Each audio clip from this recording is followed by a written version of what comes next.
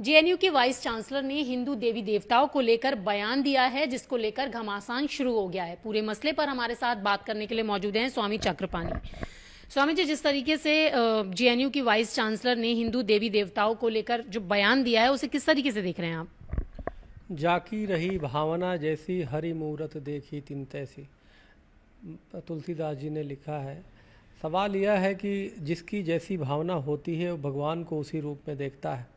अब रहा बात ये परमात्मा को जाति में विभाजित करना और जाति के रूप में देखना, तो ये इनकी व्यक्तिगत मानसिक समस्या है, उसकी इलाज की आवश्यकता है। और भगवान सबके हैं और सब में हैं, उनके कोई जाति नहीं है। और हमारे हिंदू सनातन धर्म में तो जाति था ही नहीं, वर्ण व्यवस्था थी। भगवान कृष्ण ने भी कहा है कि गुण कर्म के आधार पे वर्ण की व्यवस्था बनी।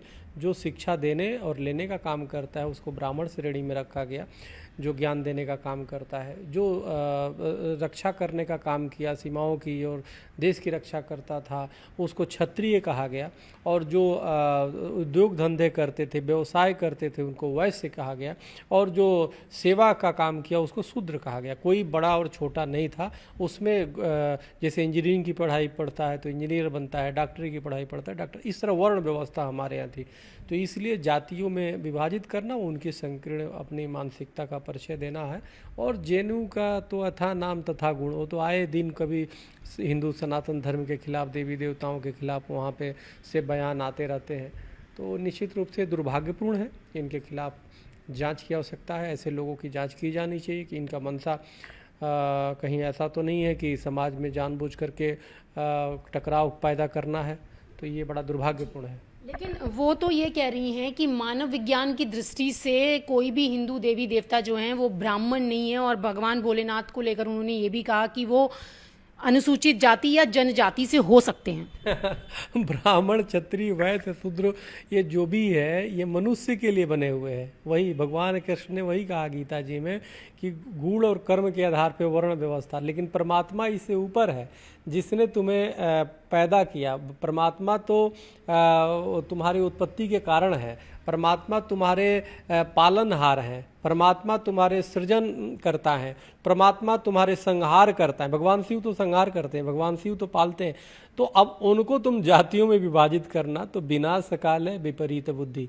जब विनाश आता है तो पहले विवेक मर जाता है। तो ये छोटी सोच है इनकी। इसीलिए इस तरह की बात हम भगवान हाँ सब में है और सबके हैं, वो पालन सबके तारनहार हैं परमात्मा।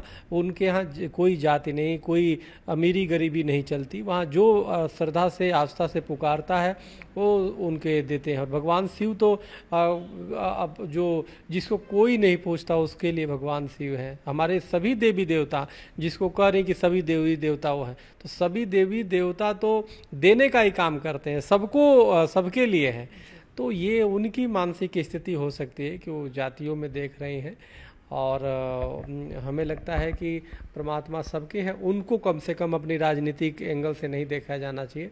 जब हवा बुझा दिया करती है जब घरों के चिराग, तो हमें रोशनी देती है मंदिरों के चिराग। अध्यात्म या मंदिर हमारे परमात्मा हमारे इनको अलग रखे जाना चाहिए। वो सर्वशक्तिमान है, सर्वव्यापी है। उनको जाति रूप में देखना अपनी संकीर्ण मानसिकता का परिचय देना। मनुस्मृति का उल्लेख करते हुए उन्होंने ये भी कहा है कि जो भी देवियां हैं वो उनको मनुस्मृति में शूद्र का दर्जा दिया गया है। मनुस्मृति हमारा कहता है यत्र नारीस्तु पूजन्ते रमन्ते तत्र देवता। जहाँ नारी की पूजा होती है वहाँ ही परमात्मा निवास करते हैं, वहीं देवता निवास करते हैं। सवाल ये है कि इस तरह की कटुता और इस तरह से वो मनुस्मृति में जाति की नहीं वर्ण की बात है। तो इसलिए इस तरह की छोटी और संकीर्ण बातें वही लोग करेंगे जिनका दिमाग कहीं ना कहीं पोल्यूटेड है। तो हमें लगता है कि उनको अपना करेक्शन करना चाहिए। स्वामी जी, बस एक आखिरी सवाल है कि लगातार हिंदू देवी देवताओं को लेकर अलग अलग तरीके के बयान सामने देखने के लिए मिलते हैं। इससे पहले भी मां काली को धूम्रपान करते हुए दिखाए जाना और इसके बाद अब हिंदू देवी देवताओं को लेकर इस तरीके का बयान, तो ये लोगों की भावनाओं को कहीं ना कहीं आहत करने वाला है। देखिए, ये पूरा श्रेय जाता है आज़ादी के बाद से जितनी भी सरकारें आई और अब तक की सरकारें, सब कहीं ना कहीं हिंदू स्वाभिमान की रक्षा करने में विफल रही हैं। कहीं ना कहीं हिंदू देवी देवताओं का जो अपमान हो जाता है उसकी सुरक्षा करने में विफल हो गई हैं। मैं बार बार मांग करता आया हूं कि जब पाकिस्तान में इस निंदा कानून है और उसकी सज़ा है मौत, तो भारत में देव निंदा कानून क्यों नहीं बनने चाहिए? जो देवी देवताओं का अपमान करता है उसको भी मौत की सज़ा का प्रावधान कर दो। आप देखिए, किसी की हिम्मत नहीं करेगी देवी देवताओं पे बेवजह टिप्पणी करना या अपमान करना, या काली माँ के सिगरेट पीते हुए दर्शाना, या पी के फिल्म में भगवान शिव को दौड़ाते हुए दिखाना। तो ये चूंकि यहाँ पे ठोस कानून नहीं है, ये सरकारें बॉलीवुड से और तमाम फिल्म बनाने वाले लोगों से पैसा वसूलते हैं, टैक्स लेते हैं, जिसकी वजह से ये चुप रहते हैं। एक तरह से कह लीजिए सरकारें घूस लेते आई हैं और हिंदुओं के प्रति हिंदुओं का वोट लेकर के, और सरकारें कहीं ना कहीं उदासीन है, जिसकी वजह से ऐसे जिस तरीके के ये बयान आते हैं तो लोग भी आहत होते हैं इनसे। बिल्कुल लोग आहत होते हैं, हम तो बहुत मर्माहत होते हैं। अब पीके फिल्म में जिस प्रकार से देवी देवताओं का अपमान किया अमेरिका ने, आप देखिए उसी का परिणाम था कि अभी नया फिल्म आया, उसको अब हिंदू स्वयं अब सक्षम हो रहे हैं, जिसकी भावना आहत हो रही है। अब सोशल मीडिया तब आ गए, उसके माध्यम से जागरूकता फैला रहे हैं कि भाई इसने हमारे देवी देवता का अपमान किया, अब इसको हम जिस समाज ने उसको फिल्म देख करके सुपर हीरो बनाया, सुपर हिट किया और पैसे कमाया, वही अपने पैसे का जिहाद करने में लगा रहा है, वही हमें फिर अपमान करने में लगा रहा है।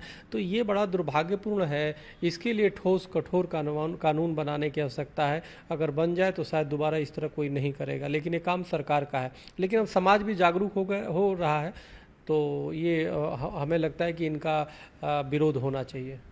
तो आपने देखा, ये थे हमारे साथ बात करने के लिए स्वामी चक्रपाणी, जिनका कहना है कि जिस तरीके से हिंदू देवी देवताओं के खिलाफ लगातार बयान सामने आ रहे हैं, ऐसे में सरकार को निंदा कानून बनाना चाहिए ताकि इन सब चीजों पर रोक लग सके। कैमरा पर्सन विपिन के साथ रचना, न्यूज़ 18 दिल्ली।